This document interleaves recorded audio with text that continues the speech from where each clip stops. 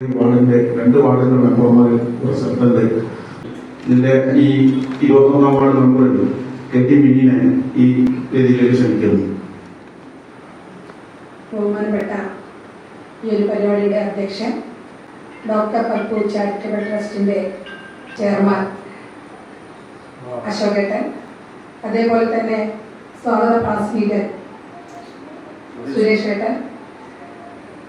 ഒരു പരിപാടി തുടങ്ങിയാൽ അത് അവസാനിക്കുന്നതിന് മുന്നേ തന്നെ ആളുകൾ ഇങ്ങനെ കൊഴിഞ്ഞുകൊണ്ടിരിക്കും. പക്ഷെ ഇതിന്റെ പ്രാധാന്യം മനസ്സിലാക്കിക്കൊണ്ട് എന്തിനാണ് ഇങ്ങനെ ഒരു ബോധവൽക്കരണ ക്ലാസ് നമുക്ക് വെച്ചിട്ടുള്ളത് എന്ന് മനസ്സിലാക്കിക്കൊണ്ട് തന്നെയാണ് ഇതിന്റെ ഓരോ പ്രവർത്തകരും ഇവിടെ ഇരിക്കുന്നത് എന്ന് എനിക്ക് മനസ്സിലായി.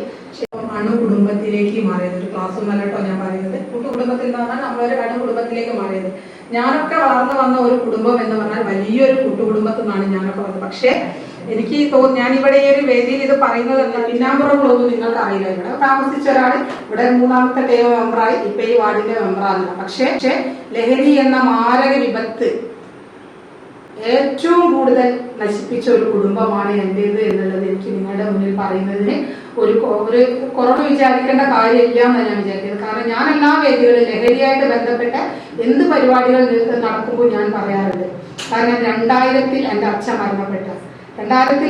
മരണപ്പെട്ടത് ലഹരി എന്ന മാരക വിപത്തിനെ അടിസ്ഥാനമാക്കിയാണ്. കാരണം നല്ല വിധത്തിൽ മദ്യപിക്കുന്ന ഒരാള് ഒരു കാലഘട്ടം കൂടെ കഴിഞ്ഞപ്പോ നല്ല രീതിയിൽ ഒരു കുടുംബം നോക്കിയിരുന്ന ഒരാള് ഒരു 20 വയസ്സാവുന്ന ആ ഒരു ഏജ് സമയത്താണ് എനിക്കൊരു 18-17 വയസ്സാവുന്ന സമയമാണ് അച്ഛൻ മദ്യപാനത്തിലേക്ക് പോയത്. പക്ഷെ മദ്യപിച്ച് അവസാനം എന്താ, മദ്യപിച്ചാലേ ആളുകളെ തിരിച്ചറിയില്ല, ഒന്നും ഓർമ്മ ഉണ്ടാവില്ല. അതൊക്കെ വെറുതെ ആട്ടോ പറയുന്നത്, നല്ല ഓർമ്മയൊക്കെ ഉണ്ടാവും. അതിന്റെ ഉദാഹരണമായിരുന്നു എന്റെ അച്ഛൻ. പക്ഷെ മദ്യപിച്ച് കഴിഞ്ഞ് പിന്നെ കുടുംബം നോക്കാൻ പറ്റാത്ത ഒരു അവസ്ഥയിലേക്ക് പോയപ്പോൾ 2000-ൽ ആത്മഹത്യ ചെയ്ത ഒരു അച്ഛന്റെ മകളാണ് എന്ന് ഞാൻ ഈ വേദിയിൽ നിങ്ങളോട് പറയുമ്പോൾ അതൊരു മോശമായിട്ട് എനിക്ക് പറയാൻ തോന്നില്ല. കാരണം അത് മറ്റുള്ളവർക്ക് ഒരു പ്രചോദനം. എന്റെ മക്കളെ 2 കൈയും 2 ഭാഗത്ത് കടത്തിയും കൊണ്ട് ഞാൻ ഒരു അരമണിക്കൂറെങ്കിലും ഒരു 10 മിനിറ്റെങ്കിലും ഞാൻ ഒരാഴ്ചയിൽ സംസാരിക്കും. ഇതിനെക്കുറിച്ച് ഞാൻ വന്ന കാലഘട്ടം, ഞാൻ പ്രതികരിച്ച എന്റെ പ്രയാസങ്ങൾ മനസ്സിലാക്കി കൊടുക്കാനും. ഇതൊക്കെ കണ്ടു വളർന്ന അച്ഛൻ 2 മക്കളാണ്. ഒന്ന് ഞാനും ഒന്ന് എന്റെ അനിയൻ. ഇന്നിപ്പോ എന്റെ പള്ളിയ ആള് 2014 മരണപ്പെട്ടു. ആ ആളും ആത്മഹത്യക്ക് വിധേയനായതാണ് മദ്യപാനം എന്ന ലഹരി കൊണ്ട്. അതാ ഞാൻ പറഞ്ഞ, ഒരു കുടുംബത്തിൽ 2 ആത്മഹത്യകൾ നടന്നിട്ടുണ്ടെങ്കിൽ ആ ഒരു എഫക്ട് എത്ര ഉണ്ടാവും നിങ്ങളൊന്ന് ചിന്തിച്ചു നോക്കും.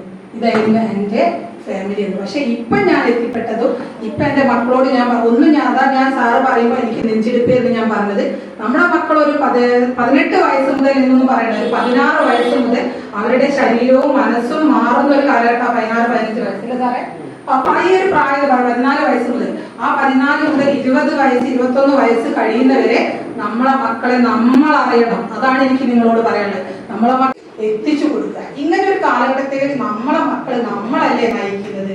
അവരെ ഞാൻ എപ്പോഴും പറയും, ഒരു പരിധി വരെ നമ്മളെ മക്കളെ നശിപ്പിക്കുന്നത് നമ്മളാണ്. ഒരു സ്കൂളിൽ പോകുന്ന ഒരു കുട്ടിയെ തിരിച്ച് വീട്ടിലെത്തിയാൽ ഒരു 10 മിനിറ്റ് ആ കുട്ടിയുടെ തിരിക്കാൻ ഒരു പേരൻസിന് കഴിയുന്നില്ല. അവനെ പറ്റി അവൻ അന്ന് സ്കൂളിൽ എന്തൊക്കെ പഠിച്ചു അല്ലെ എന്തൊക്കെ അറിഞ്ഞു ചോദിക്കാൻ നമുക്ക് പറ്റുന്നില്ല. നമ്മളെ പേരൻസിന് പറ്റുന്നില്ല. എന്തുകൊണ്ടാണ് അത് പറ്റാത്തത്? നമ്മളൊക്കെ സ്കൂളിൽ വിട്ട് വന്നാല് കുറെയൊക്കെ സമരങ്ങൾ ഉണ്ടാവൊക്കെ കഴിഞ്ഞ് വന്നാലും നമ്മൾ അച്ഛമ്മയോ അമ്മമ്മയോ ചോദിക്കുക എന്തൊക്കെയാണ് അന്ന് നടന്നത്, അല്ലെ കഥ പറയും നമ്മൾ ചെയ്തത്, അവർക്ക് കേൾക്കാൻ സുഖം. പക്ഷെ ഇപ്പൊ അതൊന്നും ഇല്ല. ഇപ്പൊ മക്കൾ വന്നു കഴിഞ്ഞാൽ മൊബൈലായിട്ട് റൂമിന്റെ ഉള്ളിൽ കയറിയാൽ നമ്മളെ മക്കൾ പഠിക്കാന്നുള്ള ചിന്ത എനിക്കും നിങ്ങൾക്കും ഉണ്ട്. പക്ഷെ പ്രിയപ്പെട്ടവരെ, നമ്മൾ മറന്നു പോകരുത്.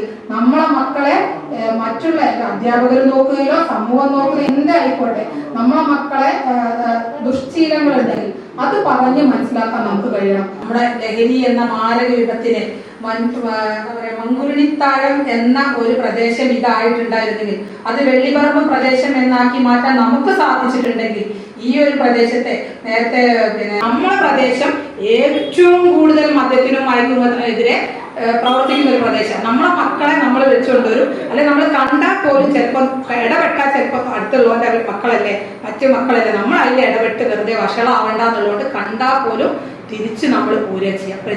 പിടിച്ച് 2 ദിവസം കിടക്കാണെങ്കിൽ കേട്ടാൽ കഞ്ചാവ് കൂടുതൽ പിടിച്ചാലേ മക്കൾക്ക് തന്നെ ഇപ്പൊ അത് കേസാക്കാൻ പറ്റുള്ളൂ. ചെറുതൊന്നും പിടിച്ചാൽ കേസാവൂല.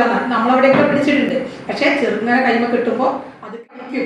ആ രീതിയിലേക്ക് നമ്മുടെ നിയമങ്ങൾ മാറണം. നമ്മൾ ഓരോരുത്തരും അതിന് ബോധവാന്മാരാണെന്ന് മാത്രം പറഞ്ഞുകൊണ്ട് അധികമായി പോയിട്ടുണ്ടെങ്കിൽ ക്ഷമിക്കുക. ഈ ഒരു പരിപാടിക്ക് എല്ലാ ആശംസകളും അർപ്പിച്ചുകൊണ്ട് നിർത്തുന്നു.